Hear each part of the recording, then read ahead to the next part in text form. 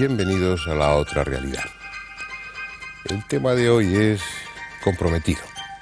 Puede herir susceptibilidades e incluso escandalizar a más de uno. Sin embargo, no es nuestra intención. Vamos a ocuparnos de Jesús.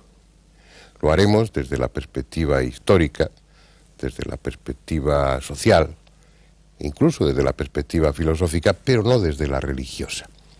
Lo mismo que Krishna, que Buda o que Quetzalcóatl, Jesús es ya un personaje universal, un arquetipo. Pero como ellos también fue un hombre, una persona de la que ignoramos casi todo. Lo que nos ha llegado sobre él, sobre su vida, es lo que figura en los evangelios, y estos tienen un carácter más piadoso que biográfico.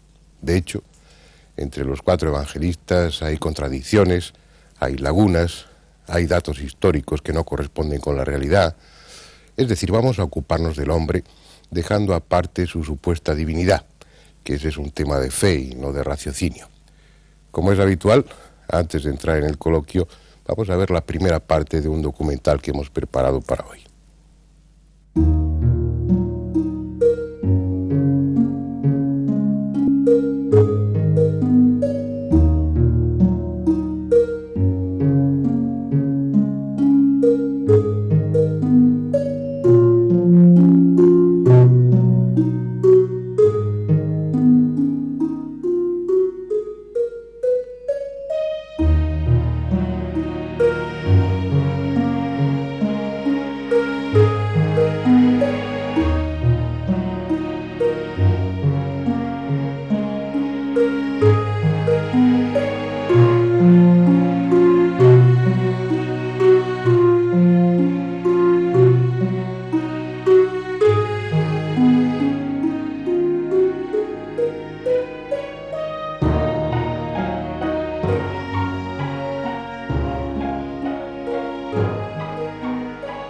Para la cultura occidental, Jesús es un personaje sobradamente conocido, al menos en apariencia, porque la realidad es que la imagen que de él tenemos nos ha llegado a través de la predicación, de la catequesis y de las clases de religión, sin otra referencia que el relato dejado por los 4 evangelistas, lo que comúnmente se conoce como el Nuevo Testamento.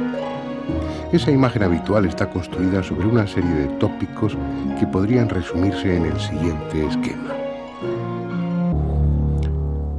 Jesús nació en Belén de Judá a finales del reinado de Herodes el Grande. Como sus padres, era de la estirpe de David, aunque fue concebido de forma milagrosa. Su madre, María, recibió la visita del Espíritu Santo que la cubrió con su sombra, de modo que quedó encinta sin perder su virginidad. De esa manera Jesús tuvo una doble naturaleza, divina y humana.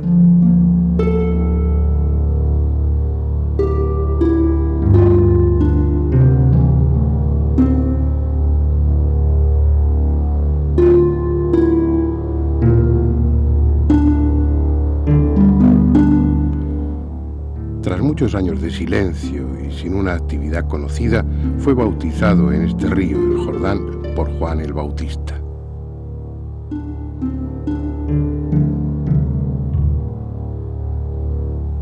Inmediatamente después se refugió aquí, en el Monte de la Cuarentena, también conocido como Monte de las Tentaciones, a las afueras de Jericó. Es el lugar que sirvió de escenario a uno de los momentos clave en la vida.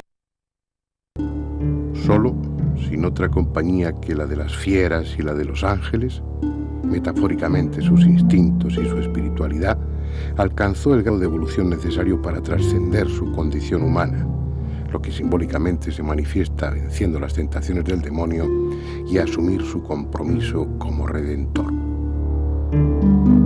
Tras ese periodo de ayuno y meditación abandonó este paraje para iniciar lo que se ha dado en llamar su vida pública, dirigiéndose a Cafarnaún, donde comenzó a predicar la inminente llegada del reino de Dios.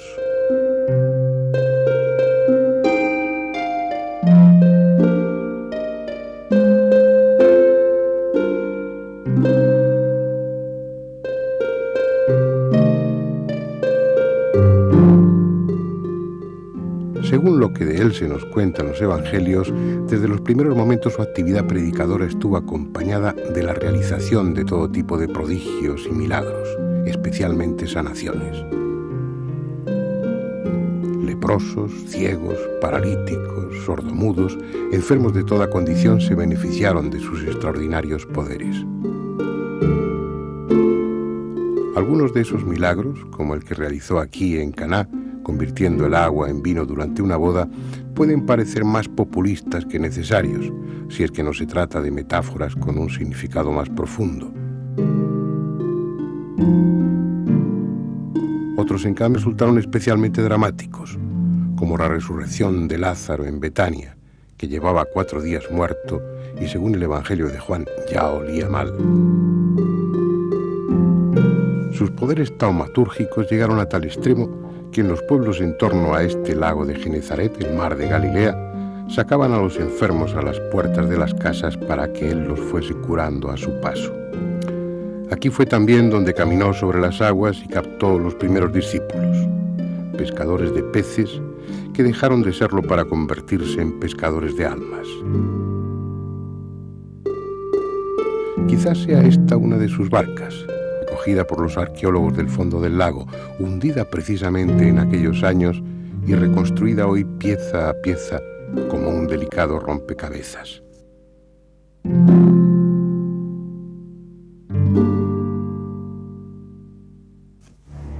Ese esquema de vida aprendido en escuelas y catequesis nos habla también de su entrada triunfal en Jerusalén, conmemorada cada año en el Domingo de Ramos por centenares de peregrinos que recorren la ciudad en procesión.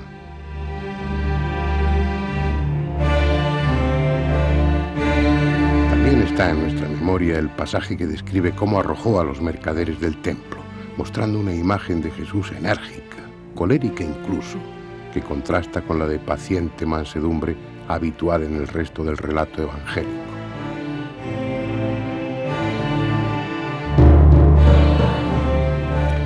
Ese mismo esquema, innumerables veces repetido y por todos aceptado, nos dice que aun siendo el Mesías que el pueblo esperaba, su mensaje resultó tan distinto y desestabilizador para las jerarquías judías que éstas intrigaron hasta conseguir que las autoridades romanas lo detuvieran. La noche en el huerto de Getsemaní, la traición de Judas y finalmente su condena por parte de un gobernador pusilánime, Poncio Pilato, que sin creerle culpable le envió a la cruz para satisfacer a los perversos miembros del Sanedrín.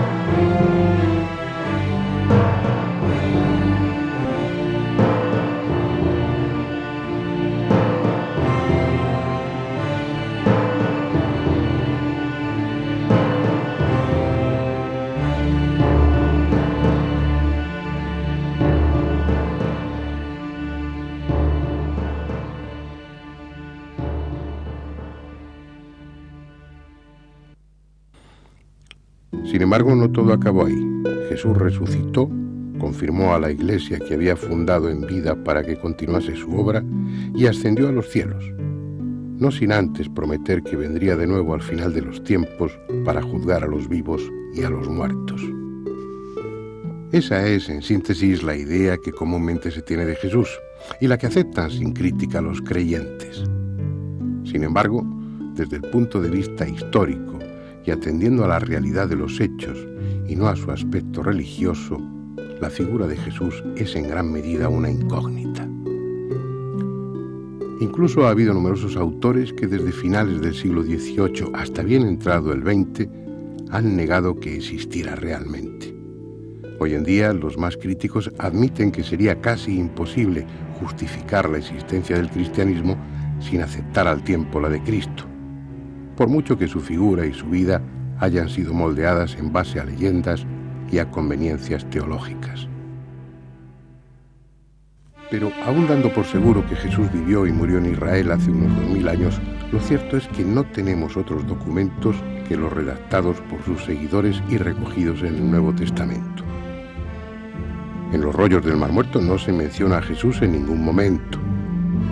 En los textos del judaísmo posterior a su muerte se le cita de forma insultante y tendenciosa, como un blasfemo que negó la ley de Moisés y sin añadir apenas nada más. Por su parte, los historiadores de la época no hablan de Jesús y solo hacen referencia a los cristianos. Hay que esperar hasta el siglo II para leer algo un poco más concreto. Una alusión de Tácito en sus anales que no va más allá de una frase en la que, tras referirse a los cristianos, dice que el nombre les viene de Cristo, que sufrió la pena de muerte durante el reinado de Tiberio. Así pues, el medio que tenemos para acceder al Jesús histórico son los escritos canónicos, los evangelios considerados sagrados por las iglesias cristianas. Aunque se trate de literatura piadosa, obviamente no objetiva y adaptada a fines ejemplarizantes, son los textos que más se acercan cronológicamente a la vida de Jesús. Los 4 evangelistas, Marcos, Mateo, Lucas y Juan, no conocieron personalmente al Nazareno y escribieron a partir de la tradición oral. Cada uno por su cuenta recibieron un legado a base de anécdotas, relatos fragmentados, con frecuencia contradictorios, y en ocasiones poco más que frases sueltas. Con esa información tuvieron que elaborar una historia coherente, sin duda verídica en lo sustancial, y ordenarla cronológicamente, situándola en el marco histórico y geográfico supuestamente correcto. Como veremos después, una tarea semejante no puede estar exenta de errores. Los evangelios no coinciden en muchos puntos, a veces significativamente, y sus relatos adolecen de inexactitudes históricas, omisiones y distorsiones de los hechos, a tal punto que en ocasiones parecen estarse refiriendo a personajes diferentes.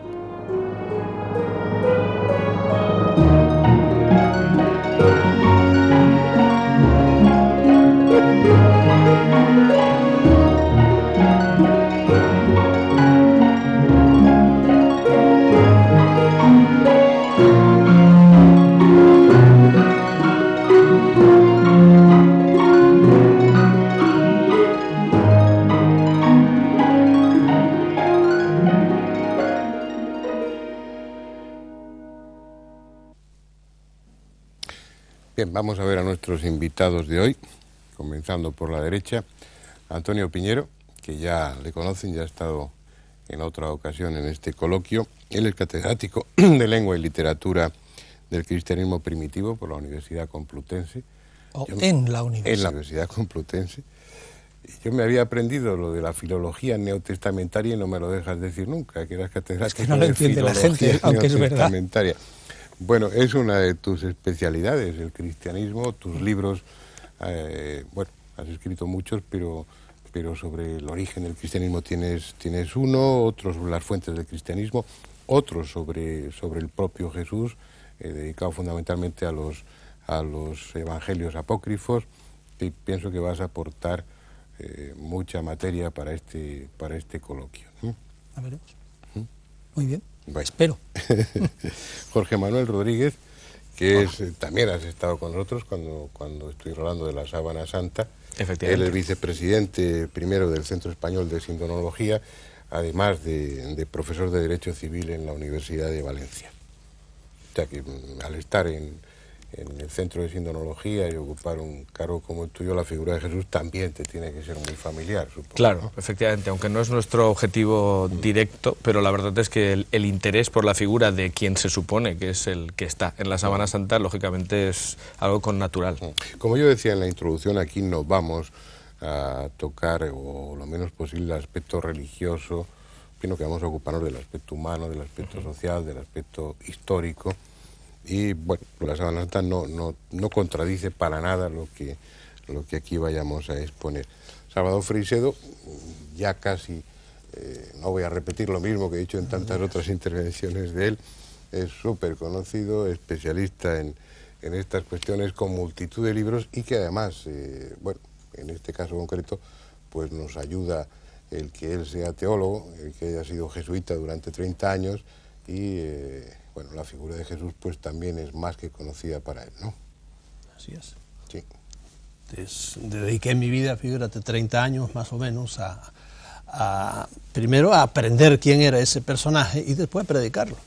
Bien. Honestamente. Bueno, me parece bien. Andrés Averasturi, que... ¿Y qué decir de mí? Nada. Porque una semana más aquí estamos. Casi ya no digas nada. Afortunadamente para nosotros.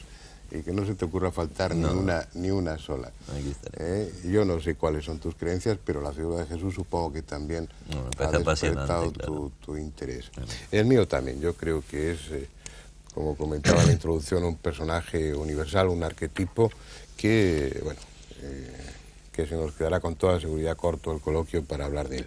Pero eso será después de la publicidad. Enseguida estamos con ustedes otra vez.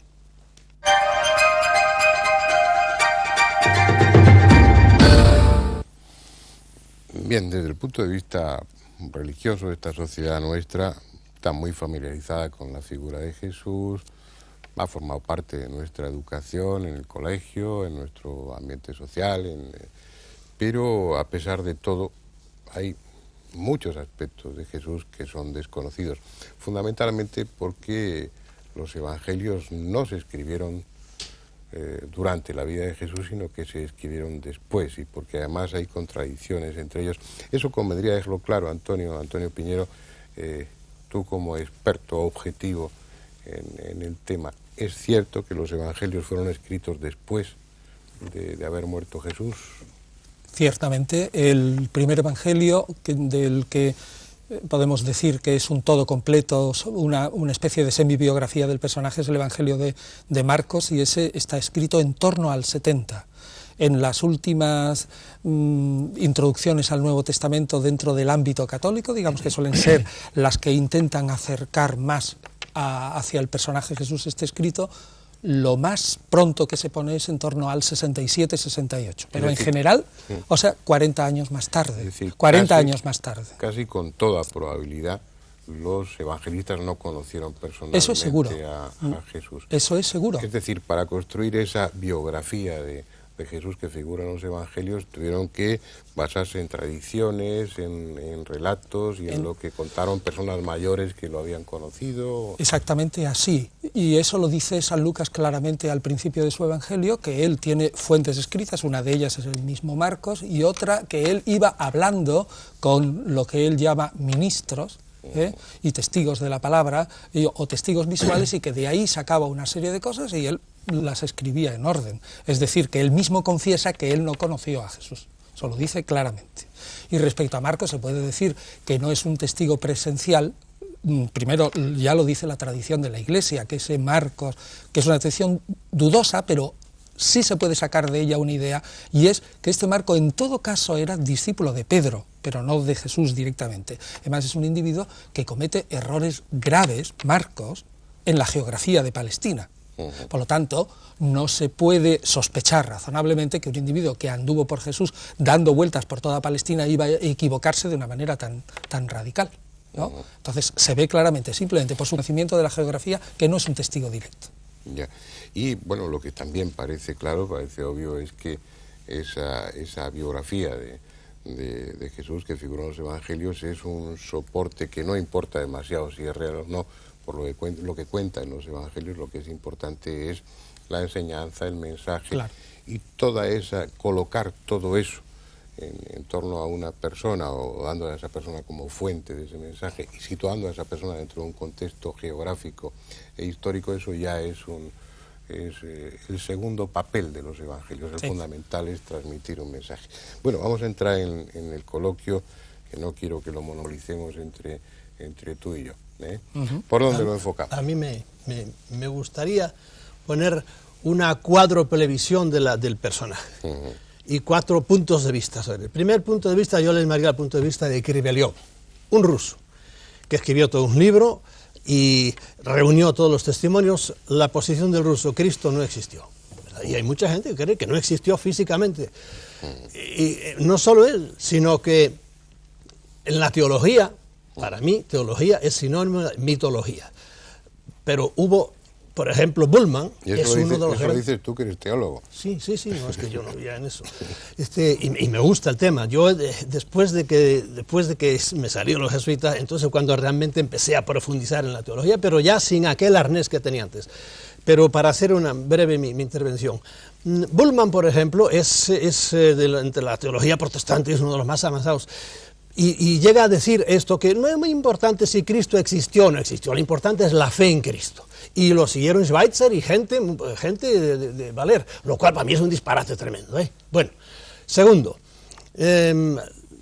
la segunda podía ser lo que dice la posición de Antonio Piñero. ¿Qué dice Antonio Piñero? Lo dirá él, ¿verdad? Y si lo digo mal, que lo diga. Cristo fue un ser normal, nació normalmente, y luego la tradición, los biógrafos, la devoción y los siglos le fueron echando encima cosas y lo convirtieron en lo que es. Tercera posición, la de la Santa Madre Iglesia Católica, que dice lo que dice. Cristo nació de siempre Dios, hijo de virgen, y de toda la eternidad, y parecía parte de una trinidad, etcétera, etcétera. Todo lo que sabemos, la teología de la cual yo me imbuí. Y por último, yo quiero poner una cosa muy personal, que no es que lo diga yo, sino que lo he descubierto muy tarde.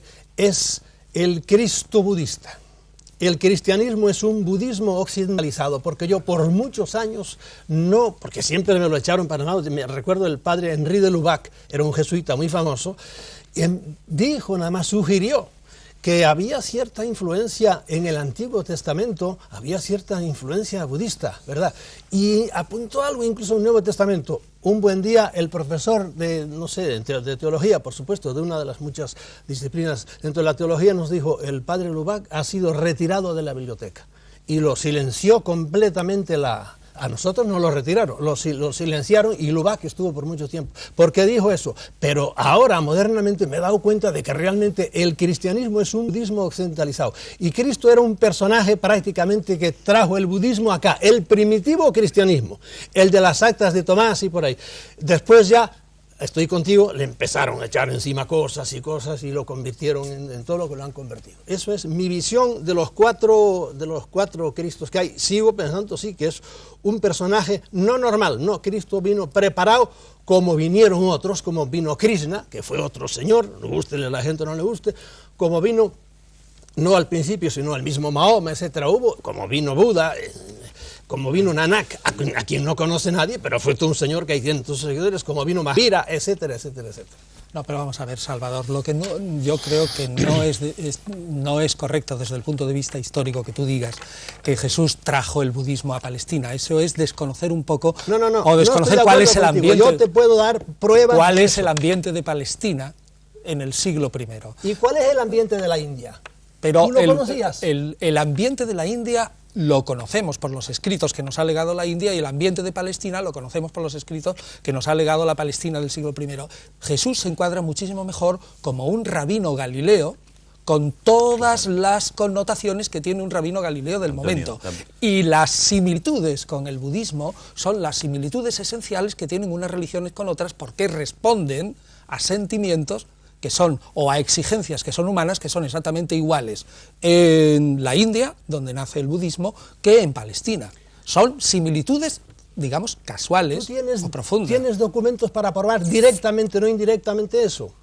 Lo que no tienes ningún solo documento. Y en cambio yo tengo muchísimos documentos que hasta ahora la Iglesia los ha ignorado totalmente. ¿Qué documentos y han hay para probar? Hace muy pocos años. Pero vamos a ver, ¿cómo vas a probar con documentos la relación causa-efecto de que uno copia del otro y que trae una doctrina de aquí y la pasa a Palestina? Poniendo una columna, por ejemplo, del Dhammapada al lado de las bienaventuranzas. Y dice, ¿pero quién copió a quién? Y va siguiendo, pues esto es Buda, 5 siglos antes de Cristo. Y esto está aquí. Pues el eso es lo que tiene muchas cosas. Pues eso es lo que te digo. Lo que te digo, que eso pertenece al impulso esencial de todas las religiones. Hombre, que por eso se parecen. Es esencial, pero cuando lo tienes escritito aquí y lo bueno lo tienes escrito aquí, no solo una cosa, son muchísimas cosas. Pero es que ahí entran en el juego, Salvador, otros elementos, como yo he leído en los trabajos de Antonio.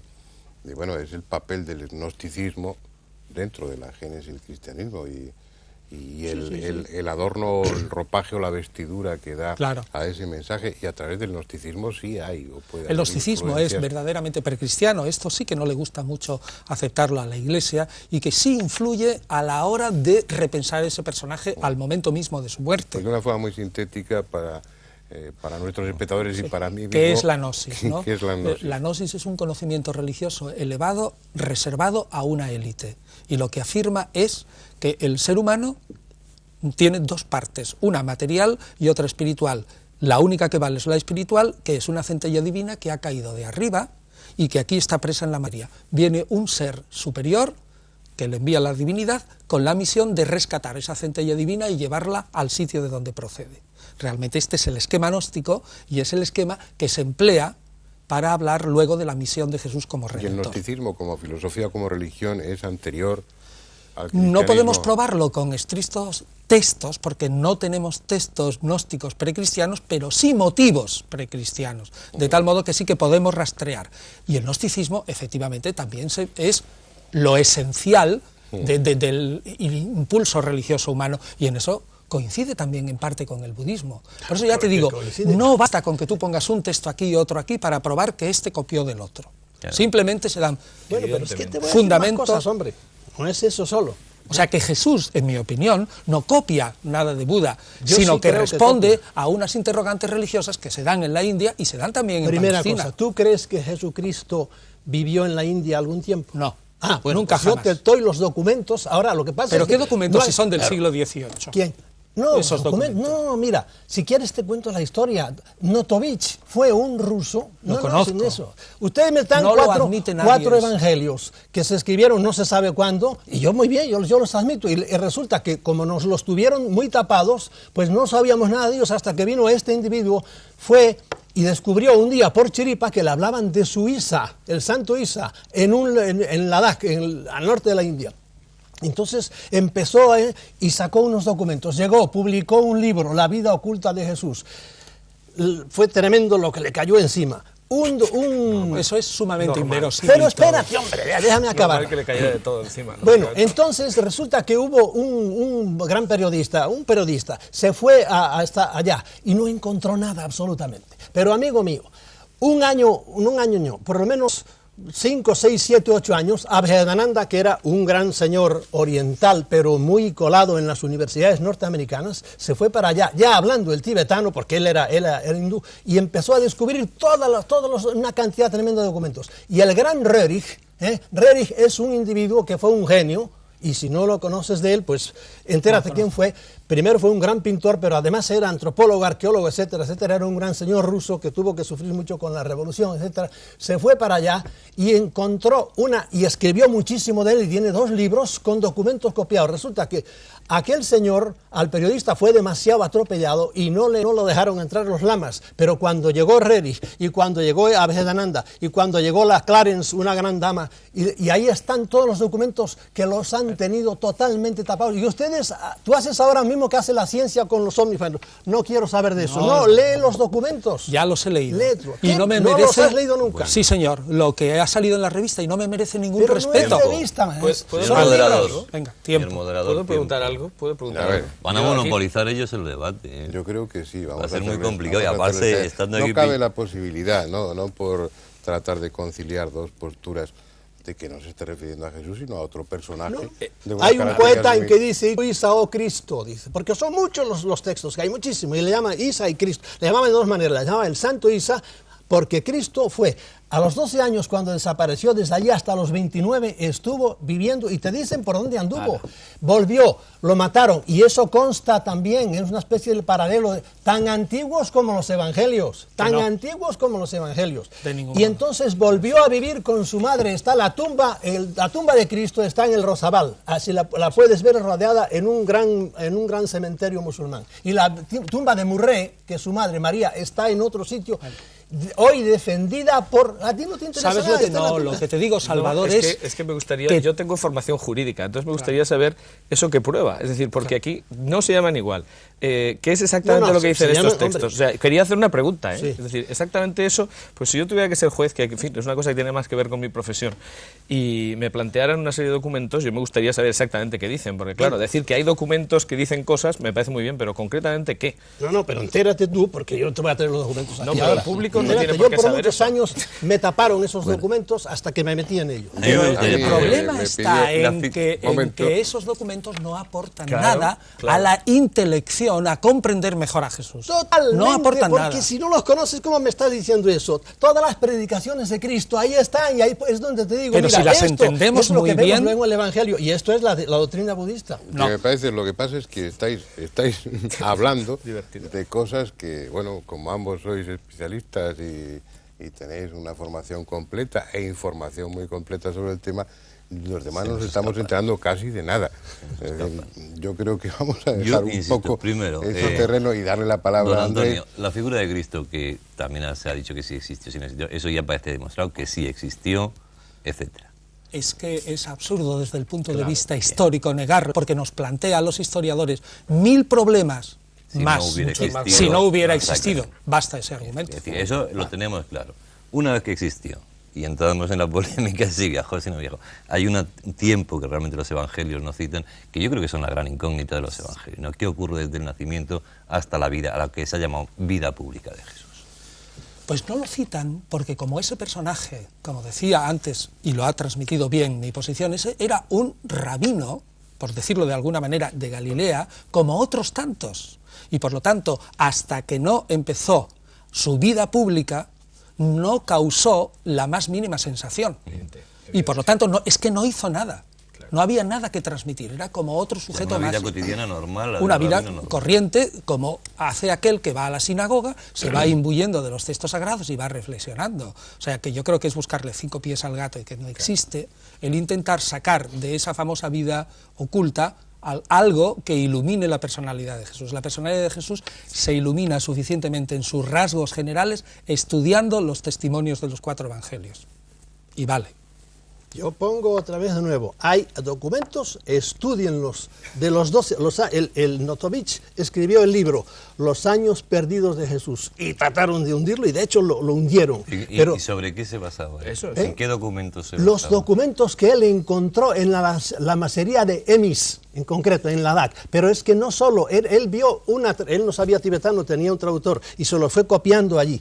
Entonces, los frailes le dijeron, al principio no se los querían enseñar, los frailes le dijeron, pero esto es una copia, pero hay copias en pali y hay copias en bengalí y hay muchísimas Pero, copias Salvador, de y no los sería, años y perdidos si de eso Jesús. fuera tan evidente, pero ¿qué se no habría decía una en mayor esas? publicidad de Mira, todo eso, cuando, por mucha fuerza que cuando pudiera tener la Faber-Kaiser Iglesia. escribió su libro Jesús vivió y murió en Cachemira, fue a hablar al cardenal y dijo, voy a publicar esto. Y Faber-Kaiser, y me lo dijo a mí, creo que lo publicó en la cosa, dijo, por favor, no hable de eso, le dijo el cardenal, Claro, porque esto a normal, nosotros que nos dijera pone eso. patas arriba. Vamos a ver, Salvador, mira, antes decías lo de Lubac. El señor de Lubac que tú dices que lo apartaron es el cardenal de Lubac. La Sí. Iglesia jamás apartó a de Lubac. Bueno, eso es una cosa, mira. es el cardenal de Lubac. Y antes no te lo he querido decir. La Iglesia Pero es no ha que yo tenido- te lo digo, yo fui jesuita, yo tenía Pues no una importa biblioteca, eso. yo te he dicho, a mí me apartaron a Henry Bueno, pero vamos a de mi biblioteca, centrar, de modo que no me importa vamos a lo que tú centrar digas. el debate. ¿Eh? Este personaje porque existió. yo he dicho que de mi biblioteca, a mí me lo dijo, y eso no lo puedes rebatir tú porque eso lo viví yo. A mí me dijeron, el cardenal de los libros del padre de Lubac, como se decía el padre Congar. Y luego le hacen cardenal, ¿no? O sea, lo apartan de la biblioteca y lo hacen cardenal. Anda, Pero me no, hagas. pero sería cuando era cardenal ya. Pero de hecho lo echaron para un lado. Se acabó, los libros de él no. Bueno, Bueno, pues, es como igual, quieras, vamos a ver, como- mira. Este personaje lo podemos dividir en Jesús y en Cristo. Jesús, digamos, es el personaje histórico y Cristo es el personaje en cuanto Mesías, y los cristianos opinan que es Mesías, y todo lo que, en mi opinión, se le echa encima a la figura histórica. Hay un Jesús real del que nunca llegaremos a saber, es decir, cómo vivía exactamente, qué comía, qué vestido llevaba y todo eso, eso no lo podemos saber. ¿Por qué? Pues porque no tenemos ni un solo texto que nos lo diga, solamente lo podemos adivinar a base de textos parecidos de cómo vivía la gente en el siglo I. Luego hay otro Jesús de la historia, que es Primero más de o menos... Palestina. ¿verdad? Que Pero cuando él andaba por otro sitio no estaba en Palestina. Pero que, bueno, bien, dejemos eso. No comento. Hay otro Jesús histórico. No comento. Hay otro ¿Por qué Jesús. no comento? No pongas con esa. ¿Tú quieres hablar de la síndrome? ¿Tú qué dices tú de la...? De eso hablamos en otro programa, pero si, No, en este, por ejemplo, el documento que dieron los alemanes diciendo este señor que está enterrado en esta cosa estaba vivo. ¿Qué dices tú de eso? Pues que no es que lo diga yo, es que todos los forenses que han estudiado el tema dicen que no es verdad. Pero aquellos forenses, ¿verdad? Estaban Dijeron que todos sí comprados. que era cierto, ¿eh? No, pero es que no es cierto. Se dijo Pero en base lo a... dices tú, yo te digo lo contrario. Bueno, yo le digo, pero yo lo que quiero decir, cuando afirmo algo, intento decir por qué. Que es otra cosa que yo siempre me gusta que la gente diga. No, yo afirmo tal cosa, pero explique por qué, porque tenemos tiempo para hacerlo. Bueno, pues yo intento hacer eso. Es decir, ¿qué se dijo? Precisamente fue el año 39. Hubo alguien que dijo, sangró, luego los muertos no sangran, luego evidentemente estaba vivo.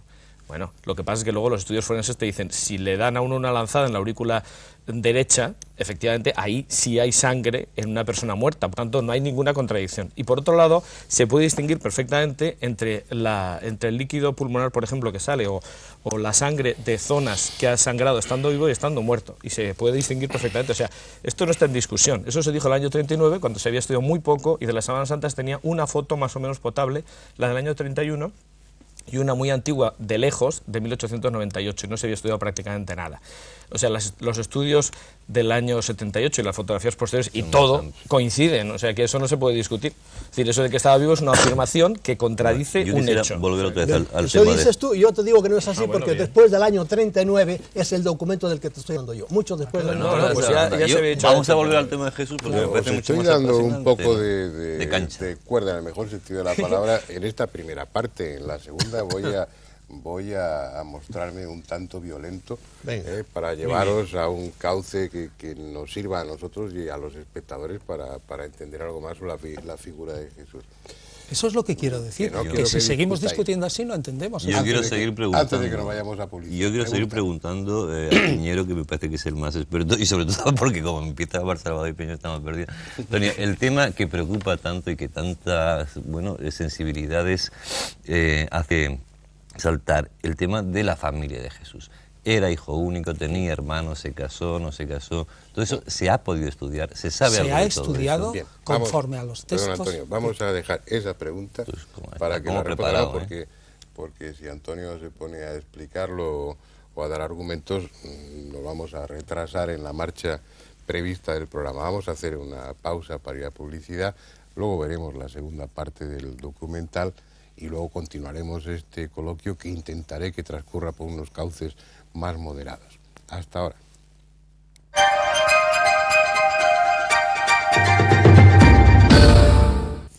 Bienvenidos de nuevo. Quedó en el aire la pregunta que hacía Andrés Averasturi sobre la familia de Jesús, pero antes de darle respuesta vamos a ver la segunda parte del documental. Luego volvemos al coloquio.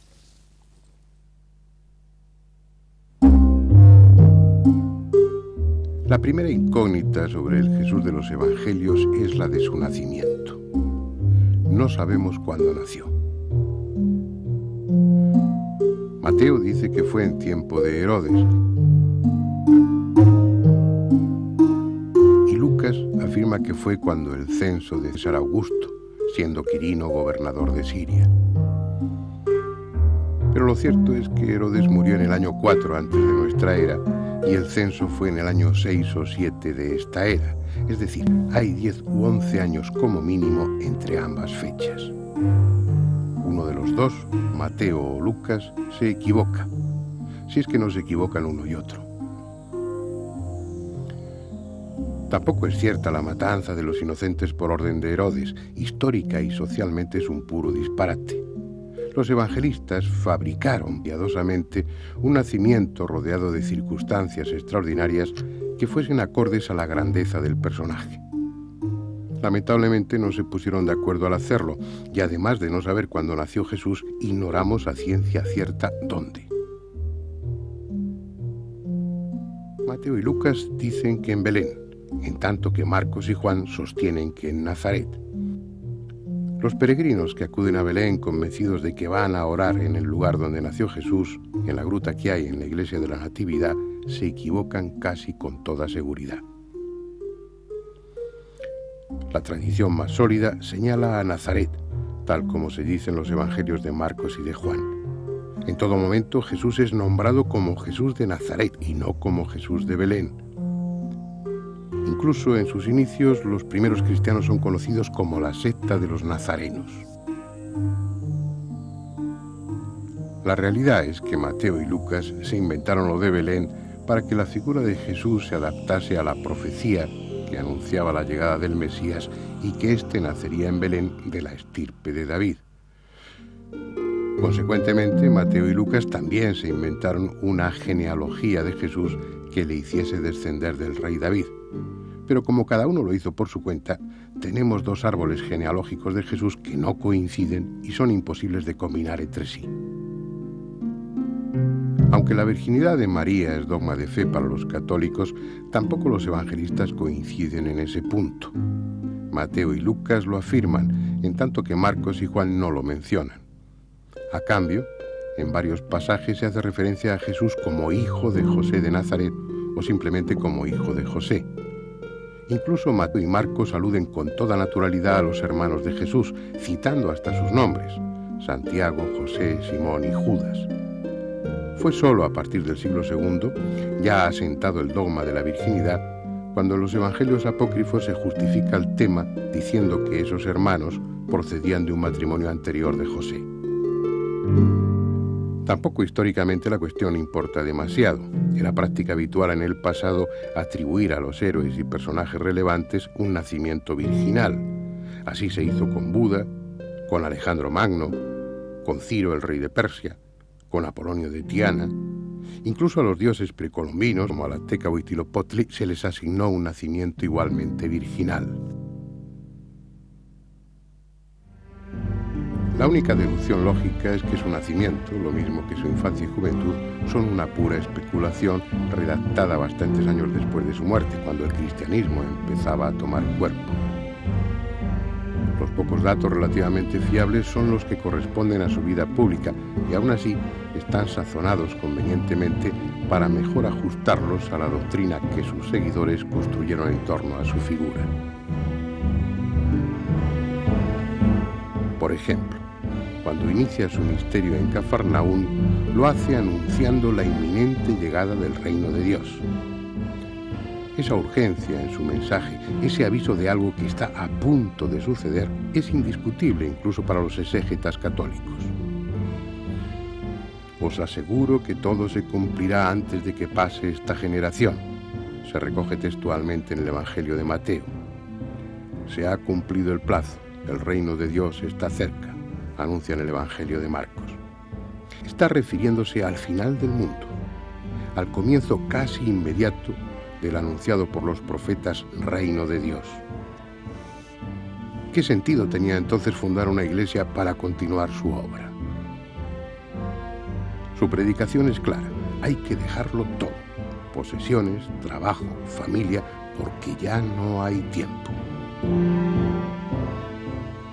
Es ese el aspecto más peligroso de su mensaje para el poder establecido. El anuncio de una teocracia, el retorno del Dios Yahvé para reinar sobre Israel, implicaba el fin del poder romano, el fin de las instituciones, el final de cualquier autoridad humana o material. Además, ese mensaje no surgía como algo aislado, era uno más dentro del ambiente de agitación que se vivía en Galilea. La ocupación de Roma no era solo la ocupación del país, era por encima de todo la usurpación de un poder y unos atributos que correspondían a Dios, el único rey lícito de Israel. Los movimientos de liberación de carácter más radical, como los de Yehudá ben Ezequías o Juan de Giscala, procedían también de Galilea. La campaña liderada por Jesús se inició en el momento políticamente más inoportuno. Tampoco se trataba de un movimiento puramente espiritual, en él había inevitables connotaciones políticas y también nacionalistas. La universalidad que se le ha querido dar a su mensaje poco tiene que ver con lo que en los propios evangelios se recoge. Es el mensaje de un israelita dirigido a los israelitas en el seno de las tradiciones y creencias religiosas de ese pueblo. Quizás resulte inadecuado para los creyentes, pero al margen de la fe, es lo que la lectura desapasionada de los evangelios refleja y lo que, por otra parte, resulta históricamente lógico.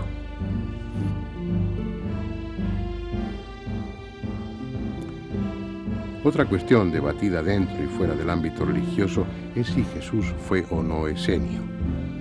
Los manuscritos del Mar Muerto, encontrados en Qumran, retratan a su fundador, el maestro de justicia, con perfiles muy parecidos a los de Jesús. Ambos se sienten profetas y guías de un grupo selecto, al que preparan por la penitencia para la venida del reino de Dios. Ambos son celosos de la ley mosaica. Ambos se enfrentan contra ciertos estamentos del judaísmo oficial. Ambos tienen un esquema dualista de la vida espiritual, reducida a la lucha de Satán contra Dios. Ambos sostienen que el fin del mundo es inmediato. Sin embargo, al final de su vida Jesús modificó su orientación inicial, ocupándose más del fondo, de lo esencial, y dando menos importancia a los detalles rituales y a los preceptos. Tal vez tuvo contactos e influencias esenias, pero si perteneció a la secta, debió retirarse de ella. Respecto a su muerte, todo parece señalar que, en contra de lo que se sugiere en los evangelios, debe atribuirse a los romanos y no a los líderes judíos. El papel mesiánico asumido por Jesús, sobre todo en su última etapa, le colocó inmediatamente en la posición de enemigo de Roma y, como tal, como revolucionario mesiánico, fue condenado a muerte. El que esa decisión favoreciera los intereses de los saduceos, que se beneficiaban de su posición de intermediarios entre el pueblo y el imperio, no quiere decir que fueran ellos los promotores de tal condena. A la postre, aunque sólidamente argumentadas por filólogos e historiadores, estas interpretaciones aquí expuestas no resuelven plenamente. Solo aportan una visión diferente, más acorde a las circunstancias políticas y sociales que vivió Jesús, pero también incompleta. No es posible ya saber cómo era, cómo sentía o cómo pensaba. Y acaso no importe. Su papel como arquetipo, como modelo para muchos, hace siglos que trascendió al personaje humano.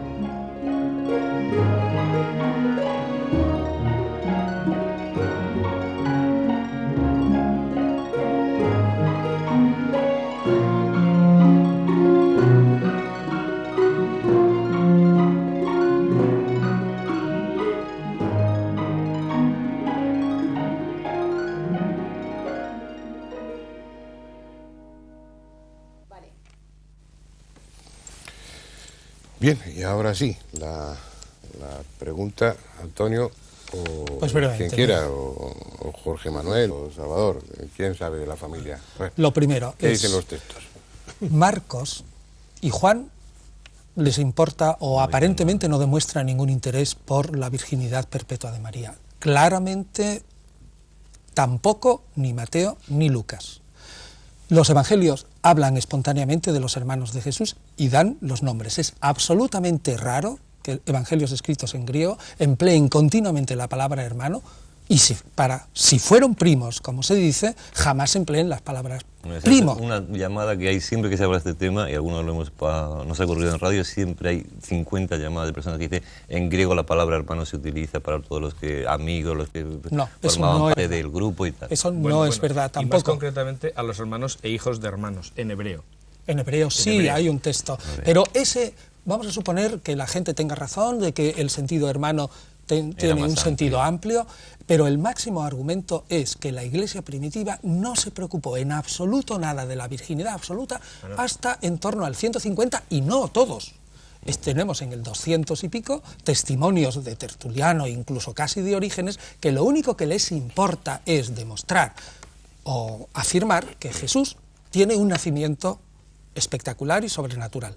Lo que hiciera la Virgen después no le importó nada a la Iglesia primitiva. Eso es un dogma, digamos, que se va formando lentamente y que hasta el siglo IV de una manera no aparece claro. Por lo tanto, digamos, lo más espontáneo es entender los textos y admitir que los primeros cristianos creían que Jesús había sido concebido milagrosamente, pero que una vez que el héroe, que es Jesús, no los hermanos, María siguió su vida con su marido tan tranquilamente. Esa es, digamos, la intelección normal, y es, por otra parte, la intelección de todos los exegetas protestantes y de algunos católicos. No obstante, aquí el problema está en que a veces, efectivamente, lo que dice Antonio es razonable, pero no obstante hay algún argumento ajeno precisamente a la filología que puede ser interesante, y es que, por ejemplo, yo esto lo he oído alguna vez y también me parece razonable, y es que si Jesús en la cruz entrega a su madre a un amigo, eso es una irregularidad absoluta dentro de lo que es la costumbre hebrea, porque si hubiera tenido otro hermano, se hubiera quedado con sus hermanos, se acabó. Por otro lado, es verdad, como dice muy bien Antonio, y eso sabe mucho mejor que yo, y por eso yo ya sabía lo que iba a decir, que efectivamente en griego la palabra hermano no tiene vuelta de hoja, es hermano. Es hermano. Ahora bien, lo que ocurre es que en el contexto en el que se dice todo esto, no se distingue entre hermanos y primos, entre otras cosas porque hermanos y hijos de hermanos son hermanos también. Sí, pero vamos a ver, cuando están continuamente diciendo, No, ahí yo no he está dicho... tu madre y tus hermanos, Claro. Parece Pero, absurdo bueno, que continuamente quieran referirse sí, a primos. Sí, sí, y pero si tomamos literalmente el texto, habría que seguir leyendo. Y entonces dice Jesús, pero realmente mi madre y mis hermanos son los que hacen mi voluntad y los que la siguen y tal. O sea, quiero decir que si tomamos literalmente lo que dice, resulta que es que tiene muchísimos más hermanos o muchos menos, nunca se sabe. Quiero decir que hay que encontrar la cosa en su contexto. No he dicho que no sea razonable, he dicho que me parece muy bien, pero que tampoco se puede dar como definitivo. ¿Eso lo aceptamos? No existe ningún argumento definitivo para Correcto, admitir pues ya que está. Jesús tuvo hermanos, pero mi argumento fundamental es que la Iglesia primitiva No le preocupaba. no Bien. le preocupó en absoluto y que aceptó Decirle tranquilamente que tuviera Y otros. ¿Tuvo hijos? Yo no lo sé. ¿Aparece en algún texto algo que puede Ninguno. indicar que sí los tuvo o que no los tuvo? Ninguno. Ninguno. Ni aparece ningún texto que se La tradición es que no los tuvo. Sí. No, claro. Y En es, todo lo- caso. y Y es esto es lo normal. normal. Yo opino personalmente que ese personaje probablemente fue un personaje casado, quizás viudo, y que después se dedicó totalmente a proclamar la venida del reino de Dios y el fin del mundo inmediato y la instauración de una Pero nueva sociedad. antes de entrar Pero como ha en dicho ese, muy antes de bien, entrar en es el una mensaje, afirmación. Pero Sí, no, él lo ha dicho que pero lo afirma. no hay Pero, textos para... Perdón un momentito, si hemos elegido este tema propio para el coloquio, no quería decir para debate, pero que es inevitable. Salvador, es difícil. es un tema que, bueno, que mueve sentimientos, es precisamente porque es una figura poco conocida desde un punto de vista histórico, biográfico y con muchas lagunas en lo que se refiere, tantas que bueno, que se suscitaba en la primera parte, pues otra interpretación, otros textos en los que se alude pues a un viaje a la India donde se habla de eso. No quiero que entremos en el tema. Lo que sí quiero preguntarte, Salvador, por ejemplo, tú decías que bueno, la virginidad de María en un principio no importaba demasiado. La virginidad total, Mm, la virginidad post-partum, después del parto. mm. La Desde- previa sí importó. La previa sí. Sí. ¿Eso desde el principio o se decide en algún concilio, en uno de los primeros concilios? Hombre, la virginidad absoluta de María tarda muchos siglos en definirse. Yo creo que lo que le importa al cristianismo primitivo es decir, este Jesús que es nuestro Redentor tiene un nacimiento no normal respecto a los otros. Ese Lo es demás, fuera. Ese es el tema, es lo que le quería pasar a Salvador. Esto no es una excepción, es decir, multitud de personajes religiosos, y ni siquiera religiosos, como Apolonio de Tiana y como el propio Alejandro Magno, se les atribuye enseguida, como pasó con Buda, como pasó con Huitzilopochtli, como pasó con personajes de panteones religiosos de todo el mundo, se les atribuye inmediatamente una concepción virginal. ¿Por qué ese empeño en... responde a una realidad, a algún recuerdo o desde un punto de vista psicológico es necesario imaginar que ese prohombre o que ese superhombre o que esa figura no ha nacido por vía normal? ¿Por qué ese empeño? Bueno, los por qué son siempre muy difíciles de contestar. Estoy de acuerdo con Piñero, por lo menos en algo. Ya era hora, hombre. Los documentos orientales también hablan de Jesús que tuvo hijo ninguno y que estuvo casado nunca. Yo me apoyo a mis pobrecitos, pero algún día a ver si te puedo mandar alguna copia. La virginidad de María yo la he encontrado ya en los símbolos primeros, ¿no? Nació de María Virgen, en el primer símbolo, hasta me parece que se llama de Jerusalén o por ahí, y en el Nicea está ya, se le llama Virgen, ¿verdad? Estoy también de acuerdo contigo en que lo que vino después ya les interesó menos, pero bueno. Ahora, el nacer virgen es una cosa curiosísima, porque Yo he publicado una lista de no sé cuántos que todos nacen de Madre Virgen. Y lo curioso es que en Oriente ya cuando se desata la imaginación, cómo nacen a uno de los dioses orientales, no sé si fue a Salivajana o a quién, porque hay alrededor de unos 40 personajes parecidos a Cristo, fueron redentores, etcétera, de los cuales aquí no tenemos ni idea. A uno le nació su hijo, a la madre de él, nació aquí del sobaco. No sé a quién fue de ellos, pero de los bastante conocidos. A otro le nació a su padre del muslo, lo cual ya es rizar el rizo por ahí. ¿Por qué realmente quieren hacer nacer de una manera? Porque yo no sé, hay algo con el sexo. Yo siempre digo, la raza humana está mal fabricada. Y hay cosas que han dejado sueltas y entre ellas es el sexo, ¿verdad? Y el sexo, en el budismo, por ejemplo, el sexo también se mira igual que en el cristianismo. Hay una especie de rechazo y los monjes budistas todos son también célibes, etcétera, etcétera, etcétera. Los porqués yo no lo sé. Yo creo que son la necesidad de hacer un tipo extraordinario, ¿no? De no hacerlo igual que los demás. Entrar todos nacemos, entrar de una mundo. forma distinta en el mundo, que no es tanto la preocupación, seguramente. Luego la sexual sí que es porque posterior. eso implica en sí mismo una contradicción. Estamos Tiene un hablando cierto sentido de limpieza. de que es algo que se le añade al personaje después. Y estamos hablando de una época de muchos años en la vida de Jesús en concreto en la que no se sabe prácticamente nada de él. Hombre, es que he visto... Si realmente, objetivamente, hubiera nacido una madre virgen, habría sido famoso desde ese momento de su nacimiento. El caso habría sido comentado en todo el mundo. Eso es antiguo. uno de los principales argumentos. El nacimiento de Krishna es casi igual, y eso sí también, La eso hay muerte documentos, también, ¿no? Casi exactamente igual que el de Krishna. Lo que pasa es Que hizo la Virgen de Baki, etcétera, etcétera. Por eso hablábamos, yo hablaba en la introducción de que, bueno, de que es un arquetipo, es algo que encuentras en muchas culturas, muy parecidos. Es una imagen del Redentor, es la imagen de un hombre que viene a revelar unas enseñanzas, a dar un mensaje, que es un mensaje de esperanza, mezclado también con el catastrofismo, pero es casi una constante en todas las culturas. Y coges a Quetzalcóatl y puedes establecer una similitud, un paralelismo con la figura de Jesús. Coges a Krishna también y coges a otros muchos personajes religiosos del mundo que lleva muchos miles de años. Me está dando aquí. ganas de contar un chiste, quiero decir que... Pues puedes contarlo, mira, es que, sí, aliviamos el... En fin, no sé si, espero que nadie se lo tome a mal. Ayer, hablando precisamente de que iba a intervenir en un programa en el que lógicamente iba a ser la historicidad de Jesús, alguien me dijo una cosa que no me resisto a contarla, y es los paralelismos que existen entre el Cid y Franco, con perdón, ¿no? Es decir, porque resulta que... No, con perdón de si... Es decir, yo en Franco no suelo mencionarlo mucho, ¿verdad? Pero, en fin, es decir, porque... Es historia. Claro, claro. Porque y es curioso, pero lo voy a repetir porque me hizo mucha gracia. A lo mejor nadie más le hace gracia, pero este amigo me decía, si te das cuenta, hay un paralelismo clarísimo entre la figura del Cid y Franco, hasta el punto de que dentro de 2000 años alguien podría terminar pensando que es una reelaboración entre uno y otro. Y entonces yo dije, hombre, eso no puede ser. Me dijo, sí, fíjate, fue proclamado en Burgos. Eso es, lógicamente, algo que se ha tomado de la figura del Cid. Se casó con una asturiana, exactamente lo mismo que el Cid. Sus nietas emparentaron con pretendentes al trono de Francia, exactamente igual que el caso del Cid.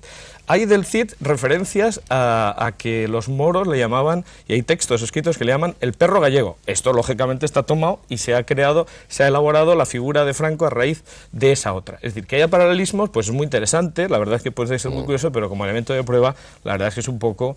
se tiene que quedar ahí, ¿eh? No, hombre, yo lo que creo que es complicado es analizar, primero en el siglo XX, con nuestra concepción, la figura de Cristo, del nacimiento de Cristo. Es decir, y me consta, ¿no?, que hay muchas mujeres creyentes que ahora mismo les cuesta mucho ver ese sentido despectivo que tiene el tema de la virginidad o de la no virginidad. Es decir, ¿por qué se va a manchar una persona por el hecho de nacer de mujer? Entonces eso plantea, pues hombre, en gente dice, es que no es serio, ¿no? Igual que ha planteado durante el celibato como una situación mejor que la de la familia durante muchos años en la Iglesia, que ya lo está equilibrando un poco. Y segundo, es muy difícil hablar de Jesús fuera de la religión. Yo comento que es un esfuerzo que tendremos que hacer en este debate, o que estamos haciendo, pero es muy complicado intentar explicar la figura histórica de Jesús al margen de la fe de cada uno, porque yo diría, muy difícil, ¿no? Creo que ahí has dado justamente en la clave. Claro. Afirmaría que la figura de Jesús solo se puede comprender por aquella persona que se meta profundamente a estudiar la sociedad, Claro. la política, Los 20 la siglos. religión y la economía Y de los la 20 Palestina siglos del desde siglo el I. siglo I. Exactamente. Como Fuera no ahí lo no se enmarques en ese sitio, No se entiende. no entiendes a ese personaje. Y ese es el problema de la Iglesia posterior, que lo que hacen es añadirle de Tapan su coleto... sus propios huecos con la figura de Jesús, Eso es. inventándose cosas. Inventándose un montón de cosas. Y solo se entiende bien ese personaje cuando lo encuadras ahí. Y hay que estudiar un montón de historia palestina. Claro. Si Yo no, tengo algo no que hay decir manera. de eso. A mí me interesa mucho menos quién fue la madre, si tuvo hermanos por ahí, qué fue lo que dijo y Claro. cuáles Claro, son pero sus ahí es enseñanzas. donde va a Si es estar un el hombre problema bonito, pero de- me enseña disparates, como es, por ejemplo, para mí, muchos dogmas cristianos son disparates, pues lo digo honradamente como lo pienso, ¿verdad? son los pues dogmas, entonces pero digo, lo no, decía muy bien Piñero, sería. Salvador. Ahora, creo que se nos va a quedar en el Son aire la dogmas pregunta posteriores. principal. ¿Cuál sobre es la Jesús, pregunta principal? A ver.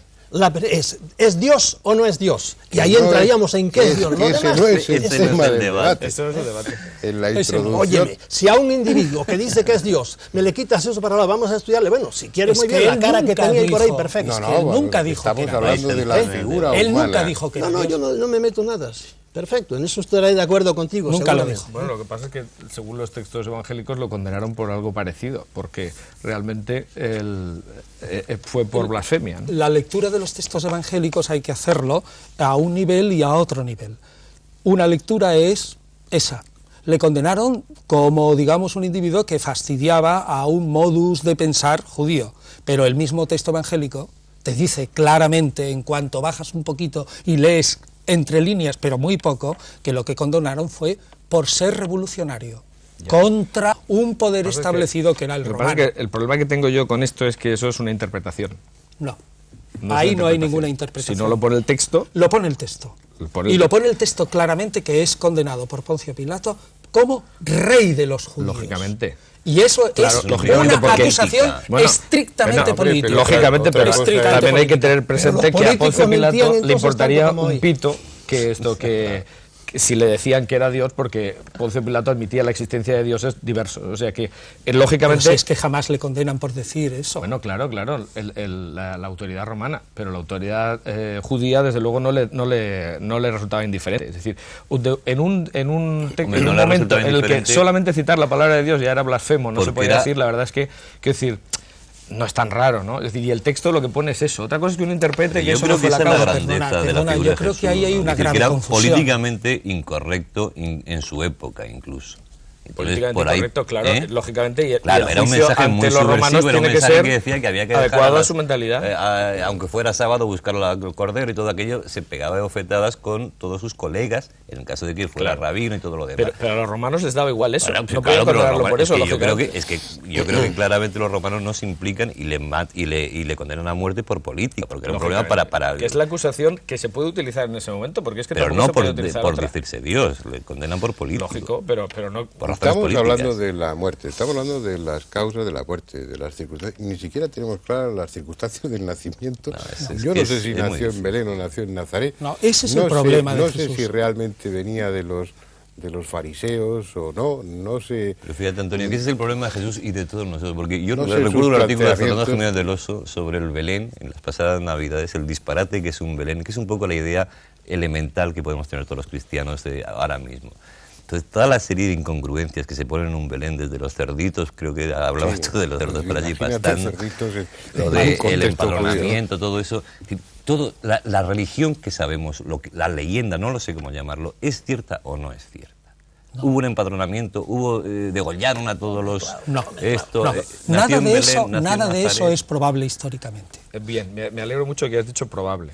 No es O sea, porque probable antes has hecho una históricamente. afirmación demasiado fuerte y es a la que he reaccionado. Yo sé, eso nunca lo dijo, no lo sabemos. O sea, si no sabemos otra cosa tampoco podemos saberlo. No, Hombre, en las y escrituras. probablemente Pues probable, no lo venga, dijo. venga, eso lo admito. Verás, lo primero es muy verosímil que naciera, como te dices, en Nazaret y no en Belén, y que más tarde, como ya existe la idea de que él es el Mesías, y hay una tradición, porque hay otras, ¿no?, sobre todo fundada en el profeta Miqueas, en el capítulo 5, de que el Mesías ha de nacer en Belén, se le hace nacer en Belén.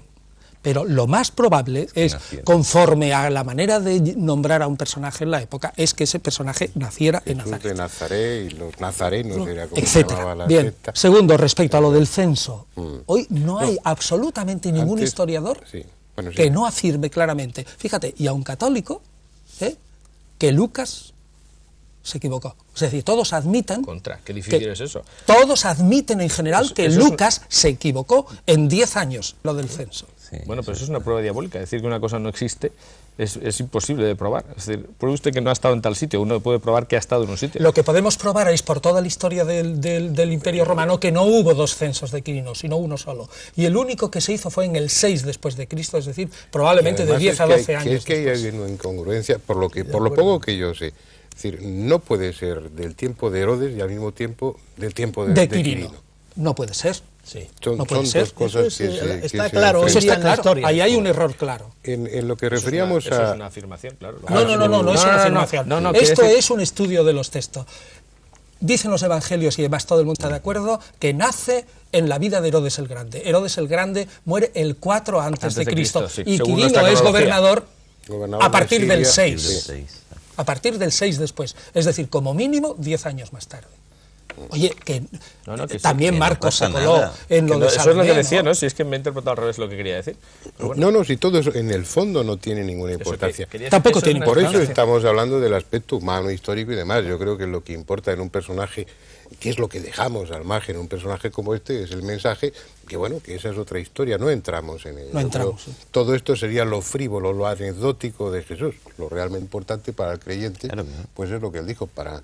Nosotros lo estamos contemplando no desde la perspectiva del creyente, sino desde la perspectiva histórica, desde la perspectiva biográfica y social y todo lo que Lo que es importante desde esa perspectiva histórica es decirle a la gente que desde el momento de la muerte de Herodes el Grande hasta el año 60 aproximadamente, que es cuando ya se gesta la gran revolución de los judíos contra los romanos, hay por lo menos 12 mesías. Claro. Como mínimo 12. Claro. Y como uno más.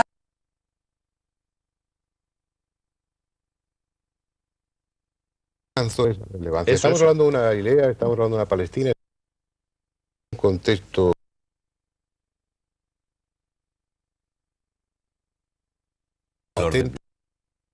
presuntos mesías continuamente. No sé cuántos. ¿Y por qué cuaja la figura de Jesús? Ahora, me dejan otra vez poner ese es el gran punto problema. de vista herético.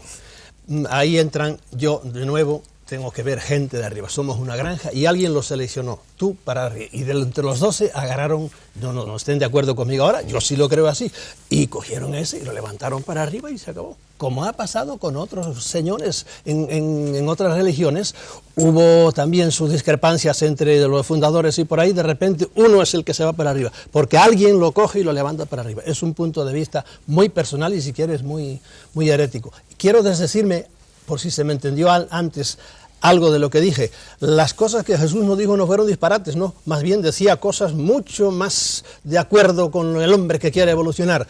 Disparates son los que después vino la Santa Madre Iglesia a echarle al dogma y a hacernos creer en cosas increíbles, ¿verdad? Esos sí son disparates, en infiernos eternos y cosas de esas, nada. Yo creo que Cristo nunca habló nada de eso. Bueno, es decir, no lo sabemos. Eso sí que es una prueba. Eso está probado que no habló nada de eso. Bueno, no sí, lo sabemos. Hablaba de la guerra y todas esas cosas por ahí, pero bueno, eso son maneras de hablar ahí. No Hay más de 40 citas, como lo dice la Iglesia, definido como... Pero hay más de 40 citas en los Bueno, me he perdido, no sé de qué estáis hablando. No, estamos hablando de si Jesús, por ejemplo, creía o no creía en un infierno eterno. Y yo estoy convencido de que sí creía, porque entra dentro de la mentalidad de los judíos de la Palestina del siglo I. Probablemente pero como creía. yo no lo pongo a él en esa mentalidad, sino que más bien en la mentalidad budista, pues no. Pero te sales totalmente de la historia. Claro. Bueno, la historia vuestra. Vale, de acuerdo. Historia vuestra. Bueno, ¿y por qué cuaja la figura de Jesús? Mira, eso Entre es esos 12 mesías. Pero eso es un problema que realmente Es lo que tampoco todavía seguimos estudiando.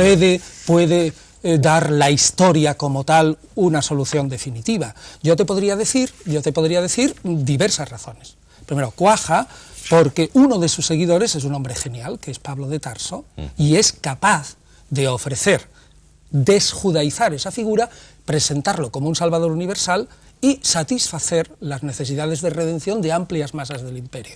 Segundo, cuaja esa figura porque el grupo que le sigue reinventa la seguridad social. Es el grupo que mejor protege a sus huérfanos y a sus viudas, y meterse dentro del cristianismo era un seguro. Tercero, cuaja también porque tiene un talante literario maravilloso. maravilloso. Es decir, que la predicación sobre los evangelios se hace fácil, porque los evangelios son una lectura bonitas y fantástica. Y cuarto, sobre todo, porque la reinvención de la doctrina de Jesús en los primeros momentos se acomoda perfectísimamente a lo que en ese momento se demandaba la sociedad. Hay ahí una operación de marketing religioso consciente o inconsciente, que es un éxito. Ahora, otras razones más profundas, bueno, pues el creyente dirá, es el Espíritu Santo, pero la historia no puede meterse en eso. Vamos a ir centrando, ya nos vamos acercando a los últimos minutos. Perdona, Jorge Manuel. Primero, no está claro, no vamos a resolver las cuestiones aquí, es completamente imposible porque, pues bueno, han ocupado mentes muy preclaras y durante muchísimo tiempo y no lo han resuelto. Pero no sabemos si nació en Belén o nació en Nazaret. No sabemos si nació en tiempo de Herodes o en tiempo de Quirino, del gobernador de Siria. No sabemos, obviamente, si tuvo hermanos o no, y estoy hablando históricamente y documentalmente de lo que podemos saber o no podemos saber. Pero hay otra historia que se nos ha vendido siempre, y es Jesús era el bueno y los judíos los malos. Y bueno, una exégesis, un estudio tanto riguroso o mínimamente riguroso viene a decir que no, que Jesús formaba parte del pensamiento judío, del pueblo judío, y y que probablemente ocupó un lugar dentro de la jerarquía de los rabinos o de los... Vale. Lo cual es, Eso es así, tal como lo estoy diciendo. Hombre, es mucho más probable eso que cualquier otra elucubración, claro, lógicamente. Claro. Es decir, eso encaja. Sin embargo, quisiera decir una cosa, que a lo que estabas diciendo tú antes de que triunfó porque realmente, pues, filosóficamente, pues, encajaba muy bien, la verdad es que relativamente, porque la muerte no encaja para nada. Es decir, el Antiguo Testamento dice, maldito el que cuelga del madero. Para los hebreos era absolutamente inadmisible predicar la muerte.